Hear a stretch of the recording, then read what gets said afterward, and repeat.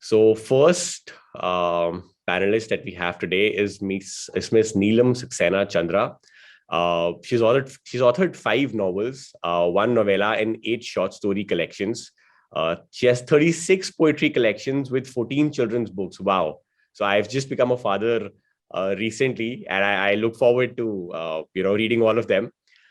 She has more than 2,000 of her poems and stories have been published in various international journals, anthologies, and magazines. She holds a record with the Limca Book of Records 2015 for being the author having the highest number of publications in a year in English and Hindi. Wow, that's some feat. She's also won several international and national awards. She was also listed in Forbes as one of the most popular 78 authors in 2014. When she's not working or writing, she loves a game of table tennis, anchoring, acting, and of course, she loves walking besides a large dose of laughter. And of course, when she's not working, she also spares her time to spend it with us. And thank you so much and welcome, ma'am. So over to you now. It's my pleasure, Kushal, to be with such nice and lovely panelists, including you. Thank you so much for the mention, ma'am. So, would you like me to render my poem first? Yes, definitely. So, the first poem that came into my mind when I heard about this theme is titled I Can. Misfit, misfit, misfit. The words kept reverberating, not only in her mind, but also in her heart. The echoes became so unbearable that she tightly closed the holes in her ears with her fingers, and yet she could hear the whispers everywhere around her. Dejectedly, she sat down on the ground, with the fingers still on her ears. Her heart was throbbing, her eyes were damp, her entire body trembled, and finally she fainted. When she woke up on the hospital bed, she felt that a second life has been bestowed upon her, and she began to rethink about her fear. She realized that society can threaten only till you let it. She removed the needle of the saline from her veins and ran away without looking back. What she needed was not a doctor, but the healing energy that could come only from within.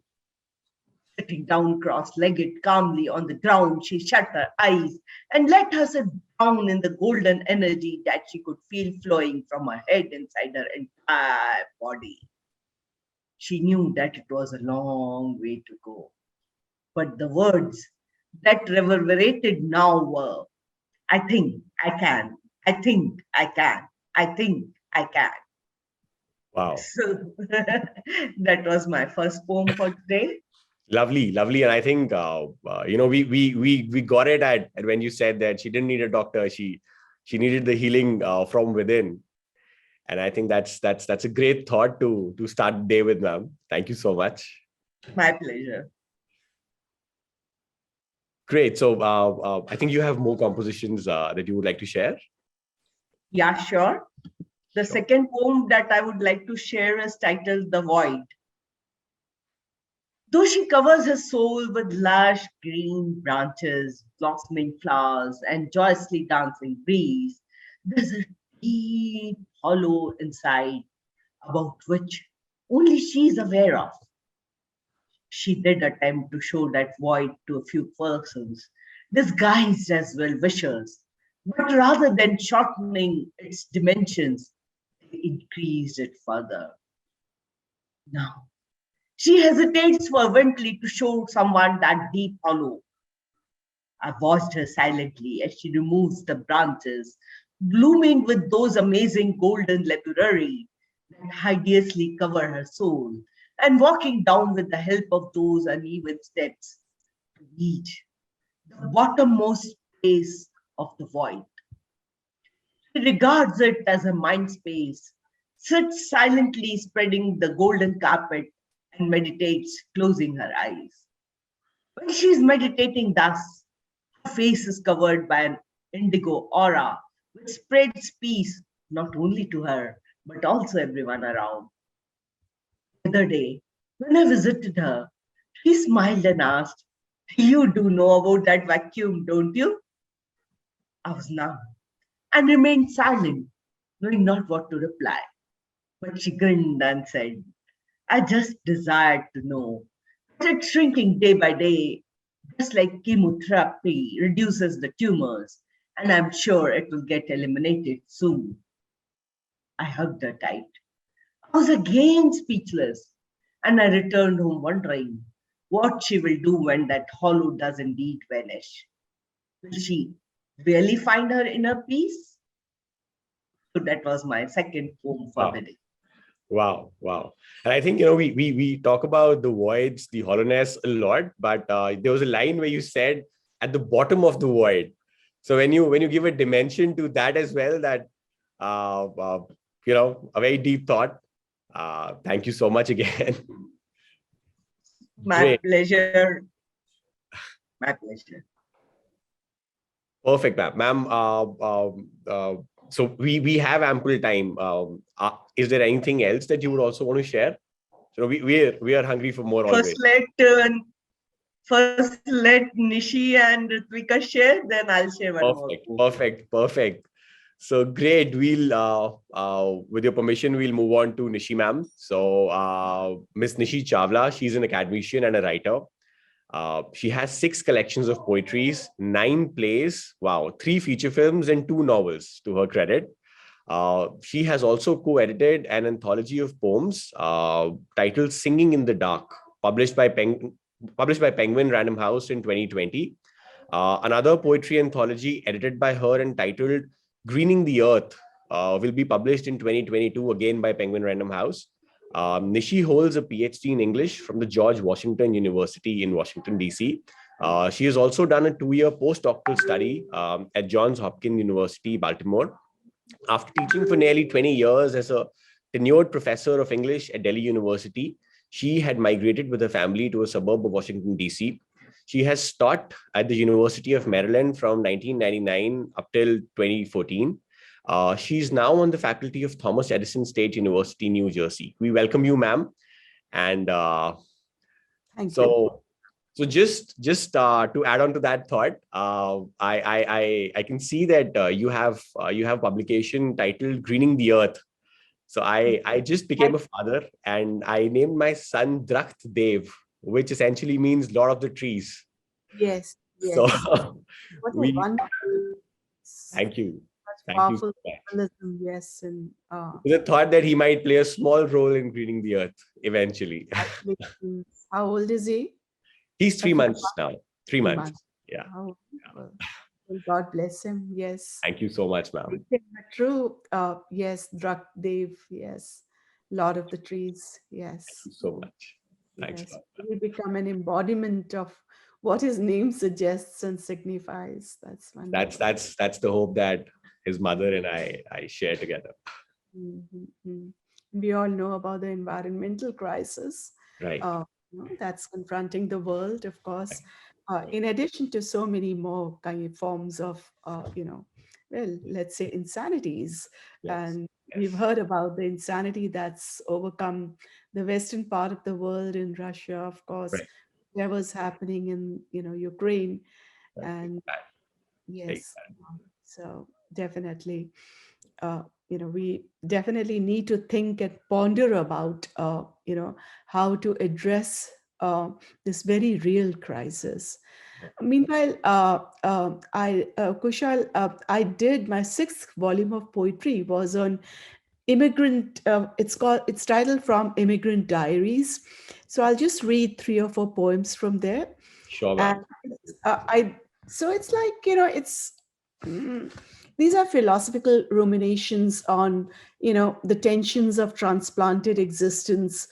I don't write about my own personal experiences. It's like I observe and I just kind of put together the experiences of people who have kind of suffered the joys as well as the travails, the traumas of immigrating and surviving in an alien land and culture it's like being cracked by multiple identities. There's a sense of rootlessness also as one immigrates, the sense of insecurity also for, and so that's kind of, as a diasporic writer, I've been in the US for nearly 3 decades now. I'm a US citizen.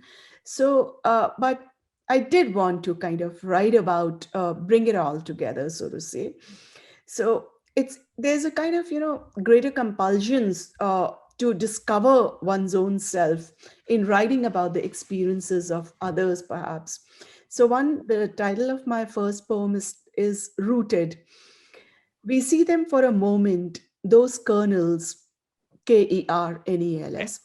We see them for a moment, those kernels, and then they disappear, teasing us with their material content, leaving us with a kind of dissatisfaction. Underground nodes of ourselves cut off, exploded, multiplied.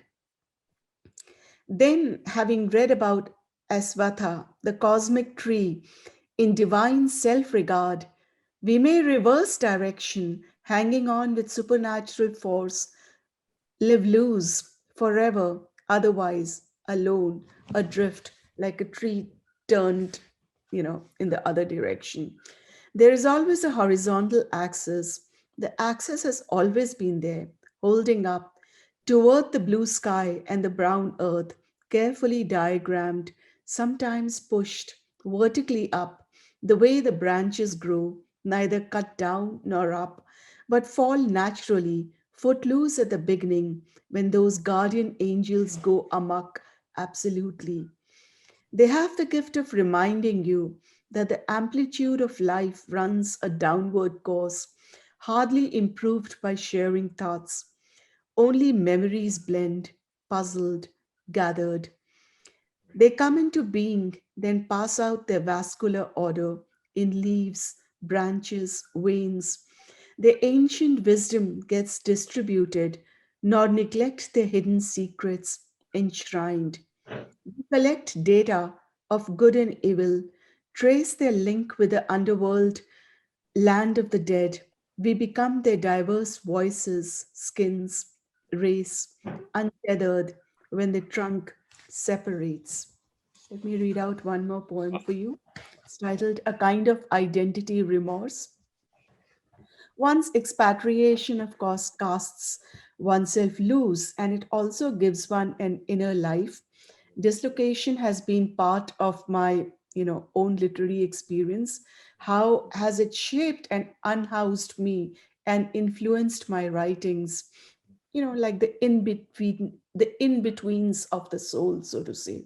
It's called a kind of identity remorse. Locke, Locke is the famous 18th century philosopher, John Locke.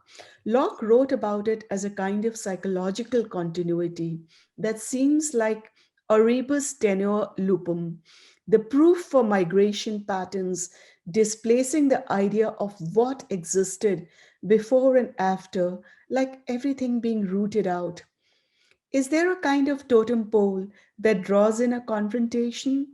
Those kind of necessary and sufficient conditions that the cultural doctors draw, that the cultural doctors draws out as felix culpa from our innards, perhaps when you almost think differently. Brown, white, black, the colors are still the same. Coral bells, a chicory, forget me not, or a purple calla lily, chocolate cosmos, black dahlia, white dahlia, black pansy, black petunia. The sun will bloom them all, plant them whither you will. Where the Cartesian construction divide us, Locke would find proof enough for the classical elements to stay the same. Plant them where you will.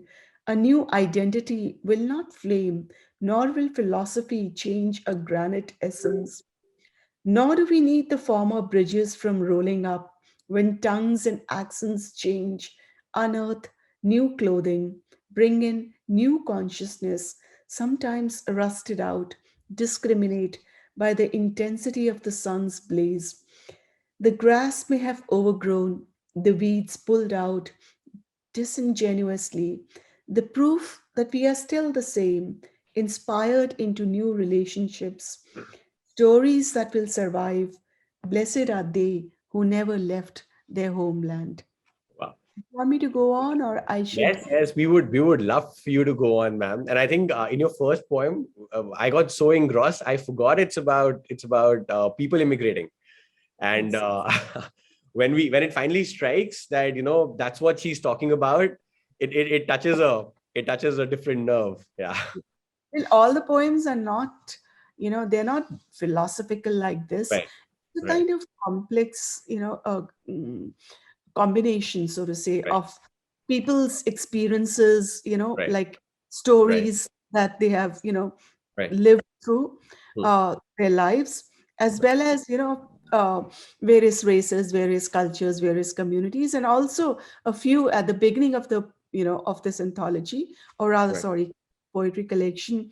These are some philosophical poems. So these are very nice, especially when you talked about when you forcefully try to divide them, we see that the internal elements, they are pretty much same, and they thrive across all Yes, classifications that you can think of making. wonderful. Yeah, you got it right. I'll read one poem and then I'll give it to Ritvika. Definitely, ma'am. The myth of a divided self. Let me read this. The myth of a divided self. The dark and heavy crystal paperweights are all gone, replaced and carried away by the careful heartbeats of a new age, fear trapped in a very world wide web, www. Only the broken spine, hypertexted, gathering data among the ruins. For this is one of those moments that turns back time, that runs beside those who left, an old photo ripped, reviewed, mangled from the hard copy family photo album, embedded now like shelled clams, brings back unruly memories, a land left behind, life's comings and goings, locations, dates scribbled on the back of old photos. So much information stamped on them, it almost splits the water, scatters them. Like the backside of a digital mess, the childhood memories contained in shoe boxes, gone inside again, an elegant dumping ground, like old native soil gone. Enlarge this image of the old villa, ancient, now decayed, curate any portion of what is captured, of cities and towns lost, heaped together in scraps of milestones. Pause on the lonely edges. Then the skirmish of newer kinds of scrapbooks, projects that bridge the generational gulf, virtual piles everywhere, shutterflied, mole-skinned, Instagrammed, pickled, edit and organize, for nothing lasts forever. The digital metadata of exiled emotions, photo book projects gone, facial recognition, software that endures, fabulously hard driven. So this was like using the imagery, of Yes. course, of recent The technology digital and world. Yeah. technological developments into. Very touching poems. Very Right. touching poems. Love them. Thank you. Blessed are So those who never leave their homeland. Wow. The last one ended on a. I'm still on that one. thank you. Thank you so much, ma'am. Lovely to hear these. And finally, moving on to our uh, uh, final panelist for today, Ms. Ritvika. Welcome, ma'am. Ritvika is an author, host, and poetess, although I would like to say poet. Uh, she's a child prodigy hailing from Sonipat in Haryana. She's a life learner and a young philosopher. Her writings reflect glimpses of unleashed truth that remains embedded in the womb of Mother Nature. Ritvika holds India book record for her debut book and became the youngest poetess to write on mental health at the age of 16. Wow. Wow. Rightly, she's a child prodigy, of course. Her pen spellbound varied perspectives of society, pinning them from the darker aspects towards a new horizon. Life is glory, and to recognize this divine sentiment is holy. The gregarious kiddo goes on expressing her creative remarks via poetry meets, hosting book talk shows, and of course, sparing her time to be with us. So welcome, ma'am. Thank you so much for coming in. Thank you for such a warm and energetic welcome. It's great to be with all the panelists, and I really loved reading. Listening to all of from different parts, like Nishi ma'am, her poetries, and Neelam ma'am, of course, also our charming host. So much. Thank you. Thank you so much. And with the same, And with the same, I would like to, take the contrast of my poetries, because as our topic suggests, the sanity of society is in the insanity, balancing the insanities. So I feel that the most, insane thought is the thought itself, the mental patterns, how we think. So first poetry of mine would be, darker fakes of our thoughts from my depth book only, on deathbed. So here it goes. I feel the energy running out of my pores, it flowing out in bulk. Exhausted, I lay on my deathbed. No strength, there happens no movement. I'm still fighting with my internal organs. But I couldn't stand. The power in me said goodbye. I can't treat myself else than with feast of tears and several pleasing lies. May the afterlife land me nowhere. I want to finally rest. I have lost life inside me, laying in pain on this deathbed. I can't express my shrieks. Oh, it hurts me, darling, haunting like shadows of terror. Flipping every second, it sees life in me. Pale face has turned white, so is the temperature of my limbs going blind. It is depleting just like my breath does. Sinking with the darker emotion, loosening of the body happens. When the third sound struck, the heavy fall of soul, the pressure vocalizes from vacant rooms of lung, the vacuum pump of my heart. On dialysis lay someone, on dialysis lay someone. So that was my poetry. Really touching. Really touching. Yeah. So what happens, like mostly the elder people, they lose the life hope, and mostly I've seen my classmates too. They were like, they replace the word sad with depression, and I was like, take a chill pill. Everything is not depression. So on the same thought, I started with this poetry, and next one is all about pampering yourself, how to reconnect with your inner self. So its title is Reconnecting with Self. While I was energetically involved in tour and travel, moderating Smiling Hearts campaign, my energies caught an evil eye. As it is fundamental, variations or vibrations pull you down. It taught me the biggest lesson. Cheering, celebrating, people comes to an end. There's the center to self. It needs to be refocused by mindfulness. Materialistic is the world. It burns in the flame of others' glory. There's always a turtle shell to surrender and enter in the hibernation mode, where all you need is your favorite sport, some pampering stuff. Be it aromatic candles, fancy sleepers, or those comfy clothes. The fairy lights go a bit dull. You pour in your favorite juice. It gets splashed out, and sound of gulping by that fine diamond cut glass soothes the soul. Your scrub is ready. The bathtub spatters with relieving bath salts, leaping in the warmth, loosening your spirit, recharging the energies of naturalistic living.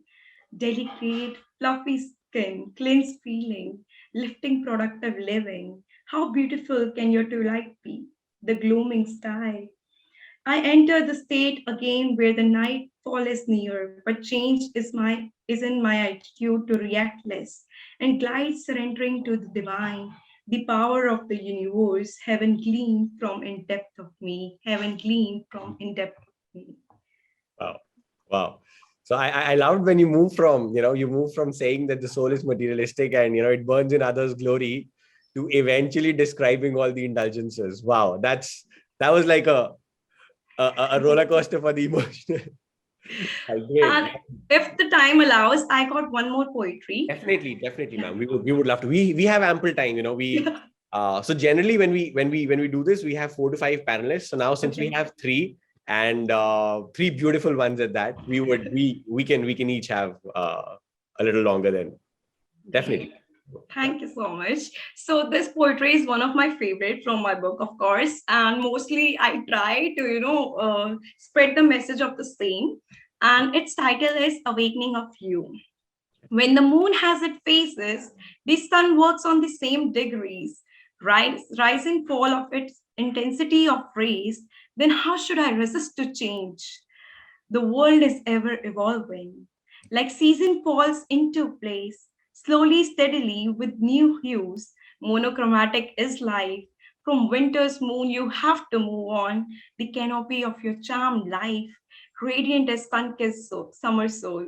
There is a downfall around autumn. Brown turns the leaf, the hot breeze into a cold sensation. Days are shorter, nights get longer in duration. Transitions are on the cards. Turned into new direction, your existence forwards to salvation. How can you expect me to remain straight? The graph of breadth exists with elevations. With the height of the free flight, it delivers through deepening experiences in the spotlight. It's a cycle of karmic depth, lessons, understandings, functioning, striving, oppression, suppression, optimism, celebrations. They are all components of our incarnations. Spring is another factor which occurs in the nurturing rhythm of universe. Renewal, purification, cleansing of aura transpires. Replenished rejuvenation, revived enthusiasm gets amassed. How can you resist change at all? It's all play of channelized energy in the universe. Just like the phenomena of our days and night, it's proven with the practical experience of years, continues to be witnessed and cherished. With days accompanies nightfall, seasons contradict each other. Negatives have the hope of positives. Hot supports cold, anger upholds way to be calmer. Anxiety, stress, depression, it strives for the enlightenment of hope, light, life, kind of all happiness. Wow. With the telescope, you went on the hunt. Darling, when it was within you, in assessment with other souls, you kept resisting your own choice, unknowingly inviting possession of self-doubt. Oh, I feel it so materialistic how we are caught up in the worldly cycle when it is all about slight differentiation in our perception and flexible change. It's a yearning nature of life, the higher potential claims. It's yearning nature of life, which Wow. higher potentials claim. Wow. Thank you. Wow. Lovely. And again, just to sorry, I'm compulsive at that, but when you said with greater heights of freedom, you realize the deeper depths of self-realization. That was great. Thank you Thank so you so much. Thank you so much. Thank you. I, I think Neelam ma'am, sorry, my bad. I'm very impressed, Kushal. I just briefly read about your background, but Okay. the way you are able to assess and, kind of get to the essence of what the poem is about, like Ritvika's 3 poems, 2 poems, 2 or 3, they were like, the way you're able to gauge and understand and grapple with the essence of it was just very remarkable. And Thank you you I so much. think you're more in, are you more a businessman, or at least, right? Is that right? So yes, Have a business degree, not a literature person, right? But I write poems though. I write plays. So I am into business now. So I head the Byju's business for India. But also I write poetry. I recite poetry sometimes. I also used to write plays younger. So there's there's a lot of depth and acuity, insight into the way you're quickly able to, you know, Exactly. the essence of thank you so what much. she was kind of, reading. So that Thank you. was remarkable. Thanks a lot. The remarks of Kushal are such that he cannot make unless he understands poetry or writes poetry. So Yes. indeed, kudos to you. Thank you so much. Thank you so much. You guys made my day actually. So it's morning. I was about to, after this session, I was about to start my business week, and what a lovely start to that. Great appreciation from all of you. Thank you so much. Yes. No, it's... Thank you so much. You should. Draksh, what's his name? Draksh? Drakht Dev. So Drakht in Punjabi means a tree. And so my name is Kushal Dev. So we wanted to have that Dev. And, while my wife was expecting, so we were having a walk down a very nice city forest here in Delhi. And, she said that what if we have more such city forests, around the country, and, because it was feeling very nice to be there amidst the Delhi pollution. So we thought, we should name our kid something that, that puts a kind of an intrinsic responsibility on him to do something for the environment. May he also embody a poetic soul. Thank you. Yes. Thank you, madam. Thank you so much. Sorry, I butted in. I'm sorry. Neelam, sorry, please go ahead. No, it was an interesting conversation. So yes, now I would like to render my poem, The Madness. It was actually listed in the top 10 poems in a poetry contest organized by National Alliance of Mental Illness in USA. Wow. So let me go ahead. The Madness. The smell of the halwa emanating from the neighborhood makes me numb. I switch off my mobile, turn the room dark, hoping to get some relief from the unease around. But the more I try to forget, the more I remember. My father had schizophrenia, which was little understood at that time. I still remember the stigma that my mother always carried around. She was blamed and cursed for his madness. Everybody said he was so good till before the marriage. No relatives or friends thought that showing him to a physician could be an option. I clearly remember the shrill wailing of my mom. After all, her grandfather had died that day. I was too attached to him. She told me, I want to attend his funeral. I, an 8-year-old, understood. And while I was trying to comfort her, he returned from office. My mom hadn't stopped crying, and when he was told the reason, he grinned and then laughing loudly said, make some halwa to my mom. Then, halwa used to be my favorite dish. When she refused, he touched the naked skin of her face with cigarette butts. And I meekly prayed to him, please leave her, Papa. Please leave her, Papa. The smell of the halwa brings back that hidden memory from the crevices of my heart into the open, and I feel exposed. I can feel the same madness of my father.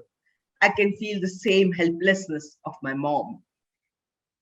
If only my mother was well educated, she would be earning her own money, would have left him and his madness forever, or might have tried to get him treated. And halwa would have remained my favorite dessert. But you can't change the past. And I too have to live on with the memories. Unable to bear the smell of the halwa from the neighborhood anymore, I go out for a long drive and eat some ice cream on the way. The taste and smell of the halwa is forgotten as of now. Some neighbor decides to cook it again, starting the same cycle of unease. I still wonder if halwa remains my favorite dish. Wow. I decide to get over my dark memories and taste it again. After all, my father is no longer alive. After all, my father is no longer alive. So this was my poem, The Madness. No words for it. And no wonder this was, I would say, not just in top 10. This should be like something which describes a a very large portion of the population's situation. We associate good thoughts to something, we associate nostalgia to something, and then something just tarnishes that entire thought. And so when you said you went out to eat an ice cream, it's making that change in your things of something you yearn for. Lovely, ma'am. Lovely. Just like Nishi was saying a few moments ago, we poets don't often write our own experiences, but Right. the experiences of everybody around. We Right. can enter anybody's heart, Right. anybody's soul, and write that. Yeah. So, at least after a little while, initially they may be more of personal experiences. Right. But we go on, and this was written thinking of somebody, Of course. but I could feel the feelings of that person, and I wrote this poem.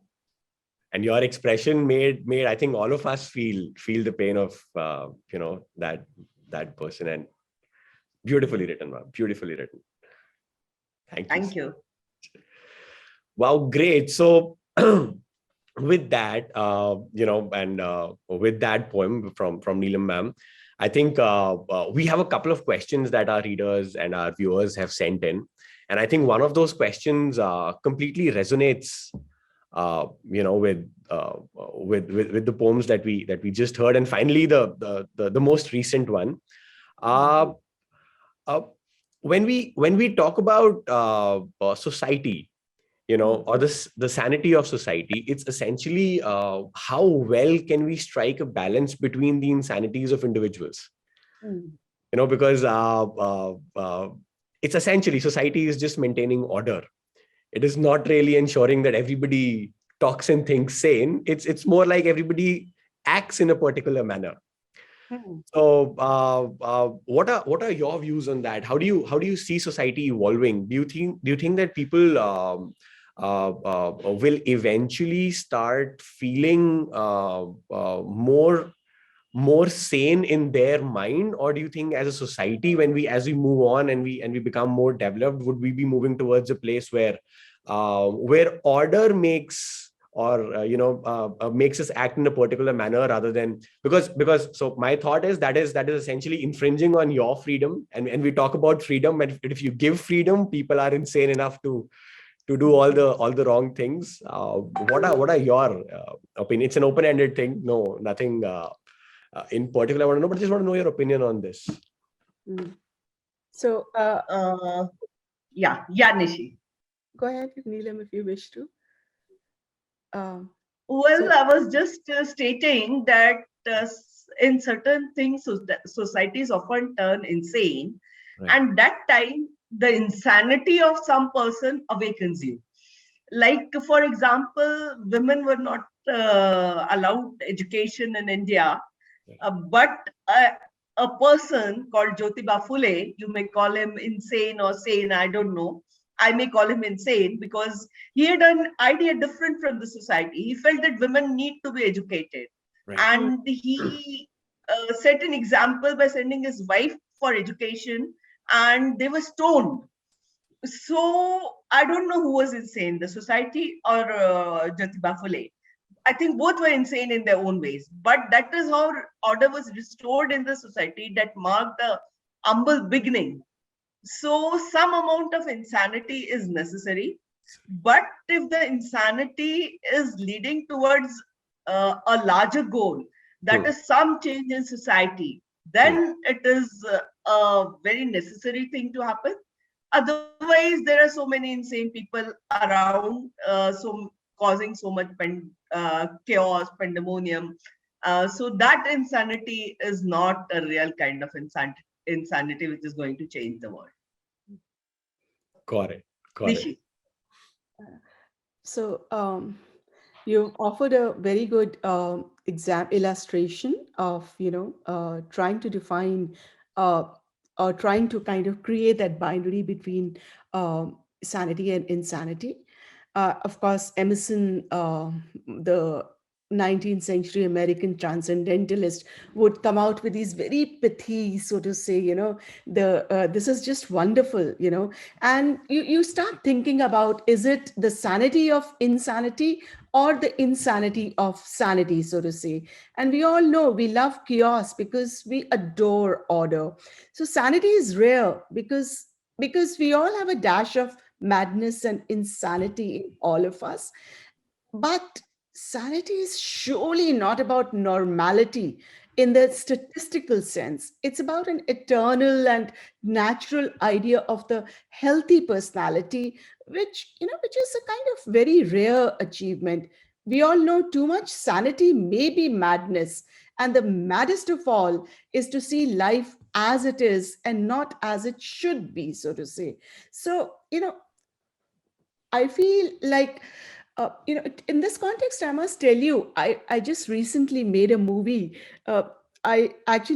It was a play I wrote, The Strange Case of Normalcy. This was my second movie. It's in fact, Mumbai International Film Festivals made it. It's a pretty well-respected film festival in India. I sent it to some in India and a few in Europe. It's more a intellectual European kind of, movie, feature film, not a short, and it won the Best Postmodern Film Award. So, what I'm trying to say is, a society labels people, all of us. It's so easy to say, oh, this one's autistic, this one's schizophrenic, this one's suicidal, this one is, so you kind of condemn or you other people by saying this person's like, but what about all of us normal, sane, intelligent, smart people, average Joes, like all of us?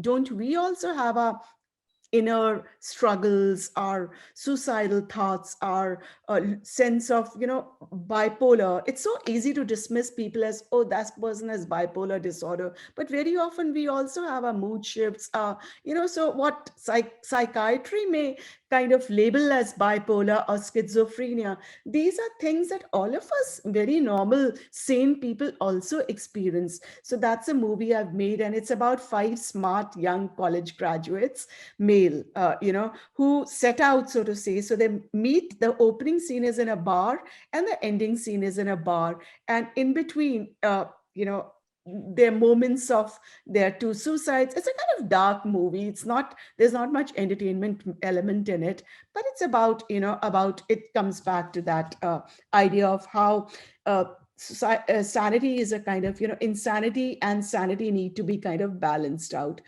May I just say a little more about it? Yes, please, ma'am. Okay. So, it would seem it's like the kidney and the brain, the definition of the kidney, so to say. The brain is not the kidney, so to say. Uh, a kidney functions in all the people in the same way, whether you have 1 kidney or 2 kidneys or 3 or 4 kidneys. So, it's the failure of a kidney, the interventions of a kidney may involve medication, so to say, but the brain, how it develops, how the brain defines us, and we define our brains in a kind of seesaw motion, so to say, throughout our lives. That's the kind of difference that I'm trying to kind of point towards. It would seem that our definitions of sanity are deeply rooted in language, in modes of expression, and societal expectation.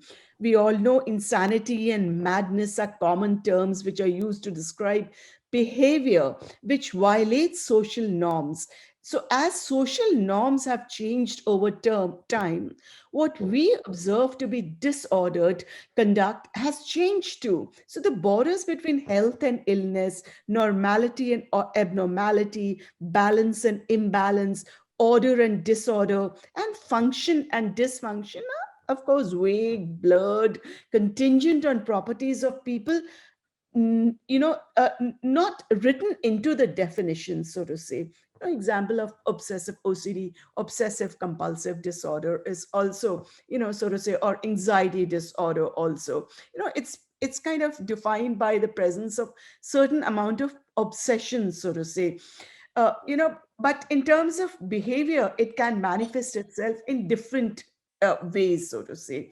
And at what point does one become a sane, balanced person? And at what point does a person who's obsessive about tidiness, cleanliness, neatness, so to say, become, it's a kind of pathological thing. So the lines kind of become blurred. That's all that I wanted to say. I'll Oh, let Ritvika also kind of give her input. So, being in the young 17 years of my life, I don't have much of experience to, state that sanity and insanity, what exactly should be there in the society.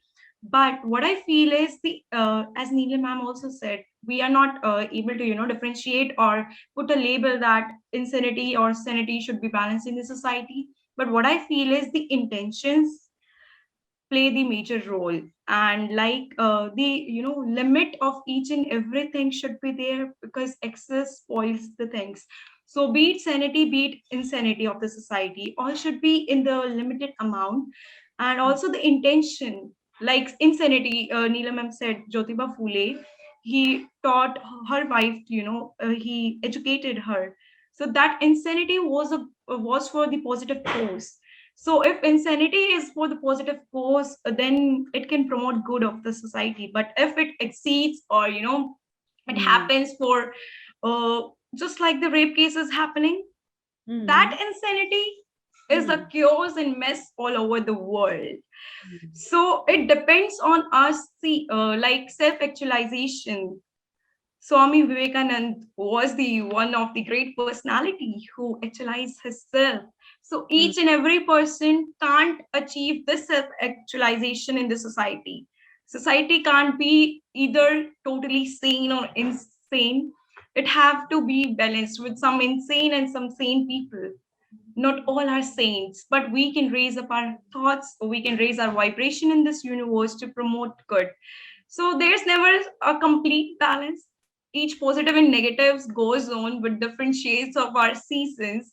So I Mm. feel that your intention should be good. And if we practice by our own self, we raise our vibration, we be our own self and try to actualize ourselves.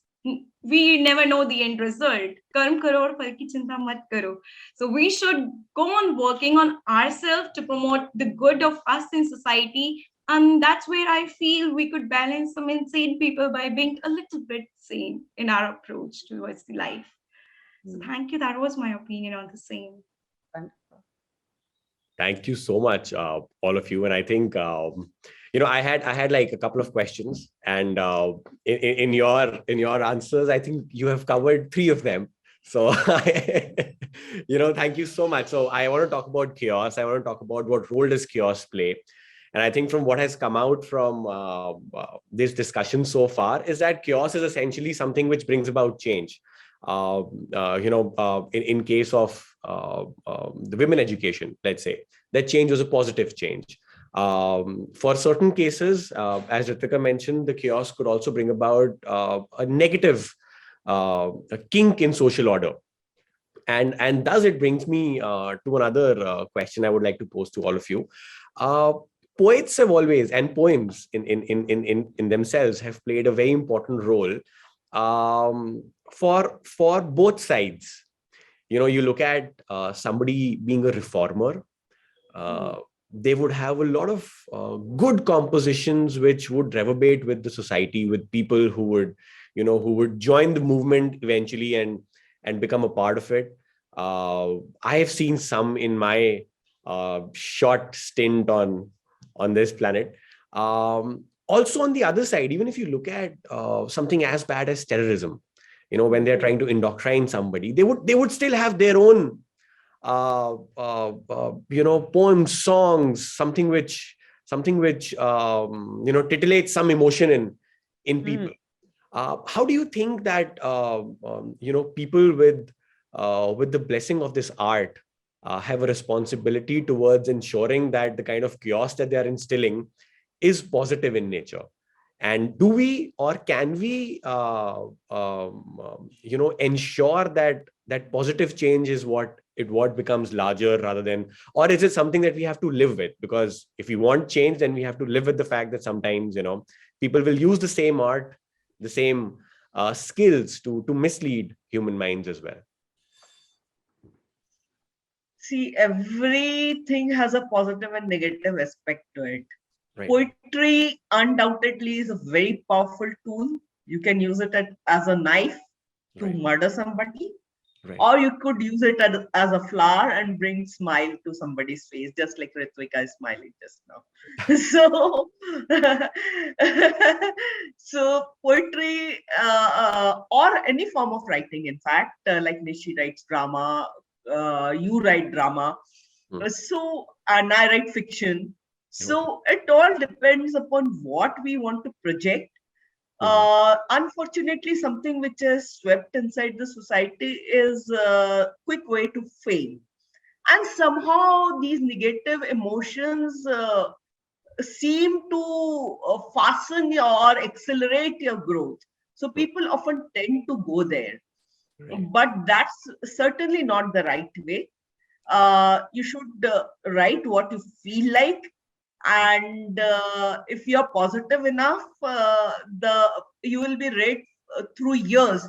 Like we read Rumi, we read Shakespeare, we read Wordsworth, we read Rabindranath Tagore. So they've lived and are no longer present physically, but they are always present in our hearts, in our souls, and the music or thoughts or poetry resonates in our heart. Right. So yes, poets have a lot of responsibility on their delicate shoulders, Right. and they should try to make the best use of it. And that's what I think all of us here are doing. You are also a poet. I would love to read you, but now I just heard Nishi and Ritvika, of course, I've been hearing or reading since long. Right. Thank you so much, ma'am. Thank you. And I think, yeah, it's more of an individual responsibility is what I gather with that. Yeah. So we need to ensure that we are remembered through the test of time for something, a positive change that we brought about. Great. Nishi ma'am, Ritvika, something that Yes, like Shelley said, poets are the, wind, so to say, they bring about the winds of social change. We are the agents, so to say, of social change. Sorry to interrupt you. Please go ahead. no, You no, wanted to, I was not saying anything. Sorry. oh, I thought you wanted to wrap the session. No. We have time. It's okay, ma'am. We can Okay. take another 5-6 minutes. No, nothing. Yeah, I mean, like Shelley, what the question, of course, comes back to Shelley's famous poem, Ode to the West Wind. And all of us, who studied English honors or literature, so we have, of course, everyone's read Shelley's poem, Ode to the West Wind, about how, about the winds of social change, and poets, so to say, transmit that, social change. So yes, culture, the knowledge, beliefs, and practices of groups that are large or small is not necessarily formalized. Culture is necessary for enjoying and making sense of the human experience, but there are, some formalized rules governing culture, so to say. Uh, like mass media, mass communication, so to say, that also influences both society and culture. Different societies have different kind of media systems, and the way they are set up by law influences how the society works, so to say. So yes, certainly, what you're suggesting is something very pertinent, very profound also, about the responsibility and the role of writers, of poets in bringing about uh, positive social change. So, in and how do you transmit culture, so to say?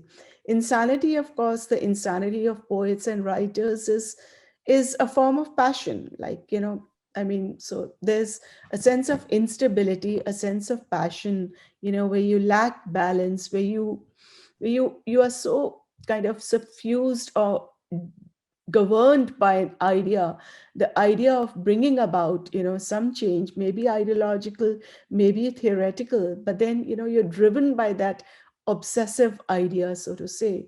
Right. And so, poets are also, of course, very often guilty of being insane, Right. because they are poets, writers, creative people, because they have a sense of passion of bringing about a certain change, because they see what they perceive as flaws within the social institutions. Right. How do you address them? How do you rectify those Right. limitations, those flaws? So Right.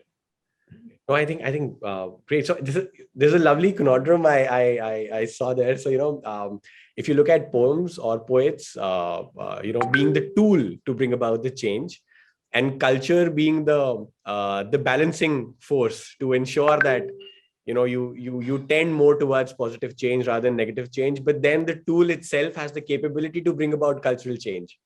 mm, So it's so intertwined, and mm, I think it's going to take a while for us to understand how that plays out eventually, because they're so interlinked that it's actually beautiful to see that with what you said. I just realized that. Thank you. mhm, Ritvika, your views? Yes, as my honorable panelists already stated their views, like we had seen, complete 360-degree views of different person, different perspectives. And like poets, they are, most passionate and responsible souls, which I feel them to be, because from the, recording the history of Mughals, the poetries for Rani Lakshmibai, and from P.B. Shelley, William Shakespeare's everything, like from romanticizing the idea to bringing up the change and to depicting the heroic figures and reforming the society. Poets, they depict the major role, which I feel is. But today I would like to share my personal experience, which moved me as a poet. So my recent book, which I told you all about, the On Walk of Mites, it was on mental healing. So the news was out several days back, and it was the talk of town for not just my town, but several linked around me too. So I was just roaming on the street, and the person, I went to the studio.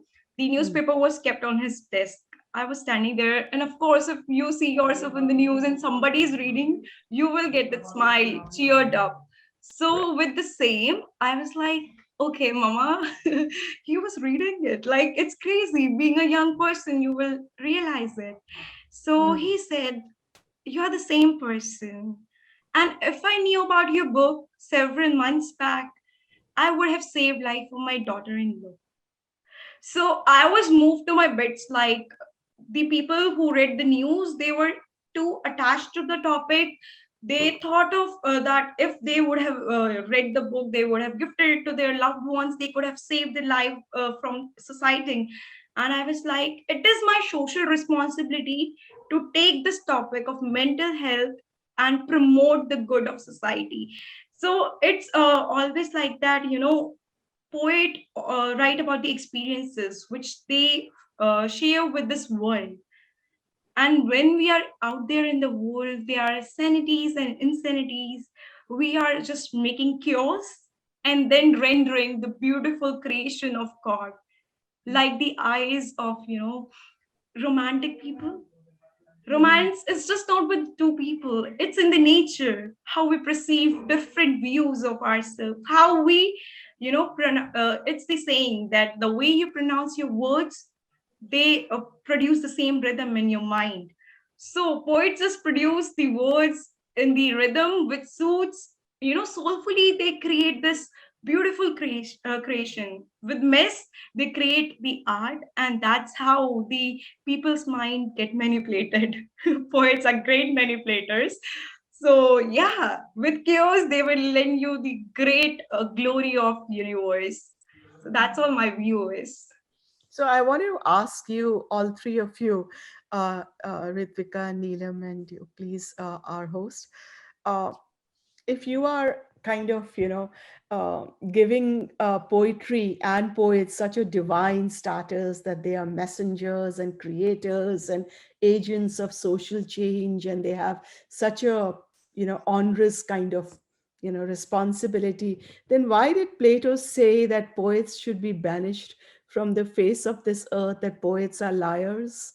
And they're like actors, like film actors.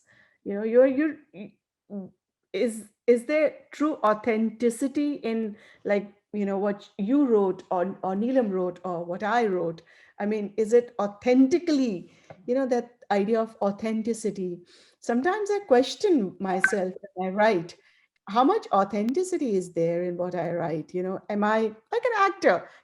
If I'm an accomplished, experienced actor, I can, change, transmute myself, enter into the consciousness of, whichever role I'm playing, and be kind of as slippery, so to say, and be so convincing. So a poet is also, but so why did Plato say that poets should be banished from the face of this earth? And, I mean, there is, after all, he's such a well-known philosopher.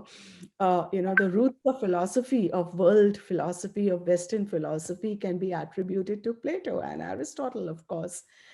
So he obviously debunked and dismissed poets as people who need to be erased. And we very often, people in the science, marketing, world, technology, business, they say he's crazy, she's crazy, like, being so passionate, not getting much money. Why they're writing, kind of, what for?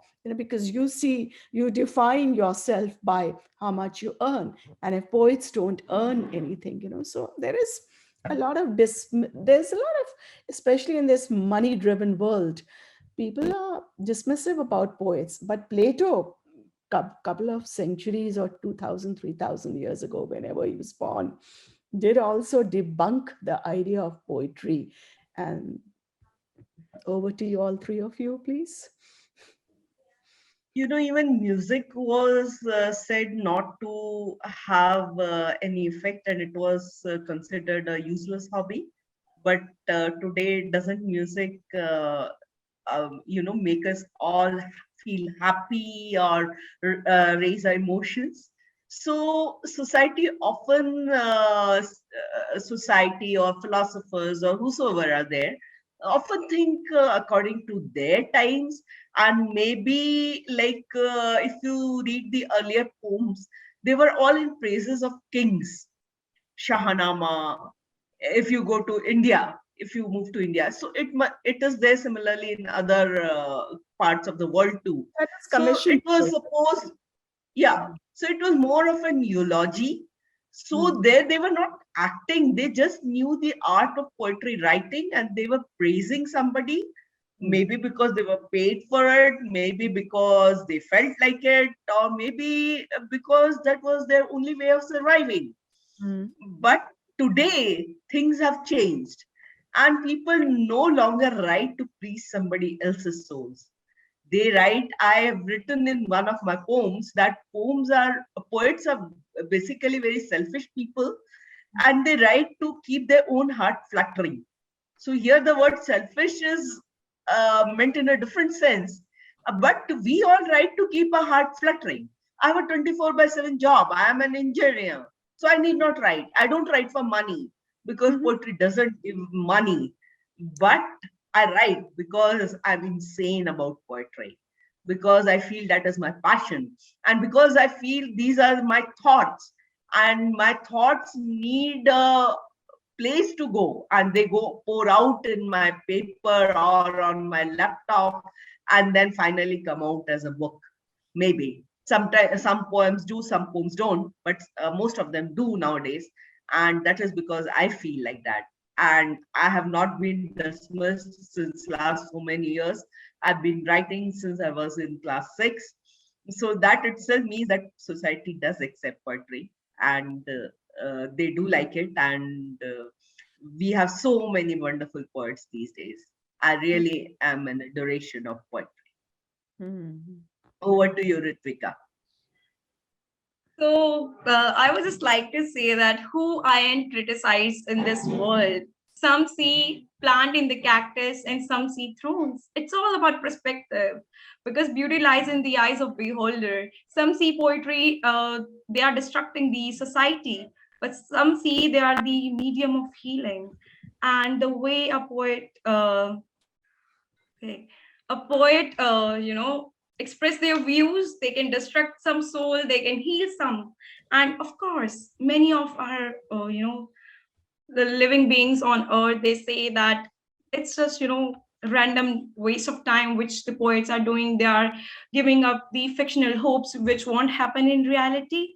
But what I feel is, adore the roses in your path. The poets, as Neelam ma'am said, it is the medium of outletting our feelings, the burden which we have after the exhausting day. We admire our sleep, we admire a little cup of coffee. It's fictional again, but it's the truth of the life. Even the scientific and realistic people, they need to get back into the nature. They need to relax. And for me, poetry personally is the relaxation therapy.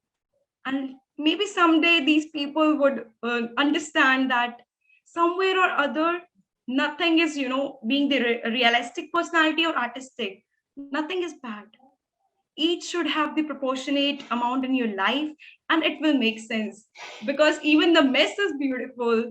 Just see it with lovely eyes, with stars in your eyes, and adore each little thing being in present, so it will make sense to them also. Never doubt yourself, Nishi ma'am. Thank you, Jyotsna. And just to add on, so sorry, Jyotsna, Nishi ma'am, I have an opinion on that, if you can allow me a minute. And if Jyotsna can allow me a minute. I think you spoke about Plato, right? So Plato, essentially, from what I understand, his philosophies were about having a systemic life with a rationale for everything. And he had a very crisp philosophy. He felt that for a good life, these are the exact steps that you need to follow.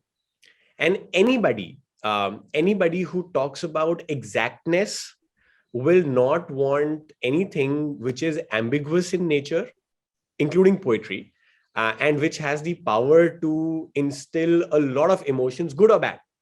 So when you want a society to function in a very systematic order, you don't want any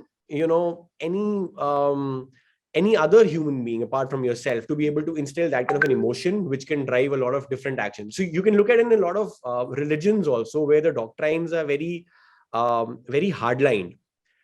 They will not allow music to be there. When Sufism came into it started, the order of being a follower became disorderly by the person who was recommending the order. So even if even as parents, we sometimes feel that when we are telling somebody to do nahi aapko 10 baje sona hai, you have to get up at 5 in the morning, 6 in the morning, and your kid is hearing a song about late night parties, you're like, nahi mat dekhiye. Because you can't control a strong tool which invokes a large chunk of emotion, and then it becomes very difficult for you as somebody who's trying to instill order to maintain it. I think that's why Plato debunked it, because he was one of the very particular philosophers. That's the order, that's how you need to implement it. That's my take on it. Wonderful. Thank you. I just threw a philosophical kind of, I wasn't doubting myself, Ritvika. I just wanted, all of us to engage in this. But thank you so much. Thank you so much, Neelam ma'am, Nishi ma'am, Ritvika.